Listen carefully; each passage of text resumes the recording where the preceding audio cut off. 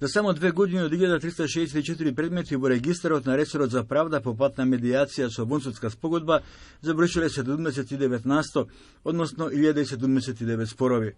Од Комората на медијатори велат дека работните спорови 100% завршувале успешно со нивно посредување, додека кај стопанските успешноста надминува третина.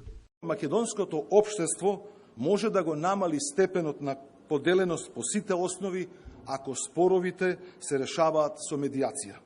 Ако страните што се во спор со помош на медијаторот продолжат да соработуваат и ако успеат да градат партнерски односи со решен спор во постапка на медијација. Медијацијата како алтернативна алатка за решавање на спорови не е доволно искористена од бизнес заедницата, сметаат од Сојузот на стопански комори, и затоа треба да се користат добрите искуства на Холандија и на другите земји. Не само го гледаме бенефитот од медијацијата во тоа дека самата постапка трае пократко и дека трошоците за истата се помали од судското докажување. Сметам дека најголемата вредност која што медијацијата ја има е таа да страните излезат од спорот повторно како соработници, како пријатели, како што биле и до моментот на настанување на спор. Секогаш сите не прашуваат колку случаи на медијација имаме, а ја секогаш велам дека ги има малку, вели председателот на Сдруженијето на медијатори на Југоисточна Европа и на Хрватска Стипе Шола.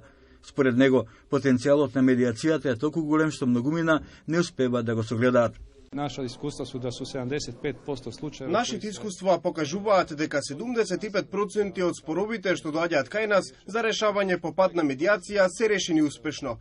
25% не успеавме да ги решиме. Некои од нив бараат судска одлука. Холандија им помага на земјите од Западен Балкан да градат капацитети за успешно користење на медијацијата, порача амбасадорот Воутер Пломб на конференцијата Медијацијата и бизнисот. На овој начин се поддржуваат реформите во судството и се помага за враќање на довербата во правосудниот систем, појаснува амбасадорот.